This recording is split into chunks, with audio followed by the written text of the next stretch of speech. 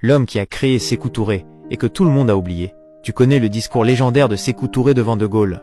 Nous préférons la liberté dans la pauvreté à l'esclavage dans l'opulence. Mais tu sais qui a écrit la stratégie derrière ce discours? Qui a organisé la foule immense ce jour-là? Saïfoulaye Diallo, le cerveau de la révolution guinéenne. 1923, Saïfoulaye Diallo naît. Il étudie à l'école William Ponty au Sénégal, devient comptable. Mais ce n'est pas les chiffres qui l'intéressent, c'est la liberté de son peuple. 1948, il devient secrétaire politique du PDG-RDA, le numéro 2, juste derrière Sékou Touré. Mais attention, si Sékou était le charisme et la voix, Saïfoulaye était le cerveau et l'idéologue. On le surnommait le Sphinx, pour sa discrétion et son intelligence redoutable. 25 août 1958, jour historique. De Gaulle arrive à Conakry. Et devine, qui a organisé cette foule massive vêtue de blanc qui accueille le général? Saïfoulaye Diallo. Une démonstration de force pour montrer que le peuple guinéen est uni et prêt pour l'indépendance. Sékou Touré prononce son discours légendaire devant De Gaulle.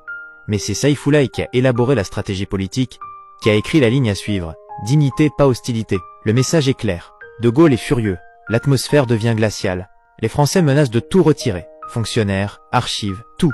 Et c'est Saïfoulaye, calme et diplomatique, qui maintient la cohésion au sein du parti. Il ne panique pas. Il organise. 28 septembre 1958, le non retentissant. C'est Saïfoulaye qui a orchestré cette victoire. La Guinée dit non à De Gaulle et devient indépendante. L'architecte de ce triomphe, Saïfoulaye Diallo. 1958 à 1963, il devient le premier président de l'Assemblée nationale guinéenne.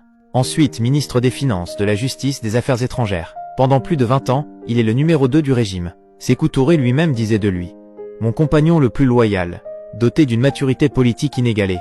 Et voici le plus incroyable. Dans un régime où presque tous les ministres finissent arrêtés, torturés ou exécutés, Saïfoulaye reste fidèle et respecté jusqu'au bout. Pourquoi? Sa loyauté absolue, son intelligence et sa discrétion. 25 septembre 1981, Saïfoulaye Diallo meurt à Conakry. Des funérailles nationales. Sékou Touré pleure son ami, son frère, son cerveau. 3 ans plus tard, Sékou meurt aussi. Aujourd'hui, combien de Guinéens connaissent vraiment Saïfoulaye Diallo? Son nom survit sur un stade à l'abbé, mais son histoire est oubliée. Pourtant, sans Saïfoulaye Diallo, le non du 28 septembre n'aurait peut-être jamais eu lieu. Sans lui, Sékou Touré n'aurait peut-être jamais été ce leader. L'histoire retient les voix qui tonnent. Elle oublie les cerveaux qui pensent dans l'ombre. Saïfoulaye Diallo, l'architecte oublié de notre indépendance. Maintenant, tu ne l'oublieras plus.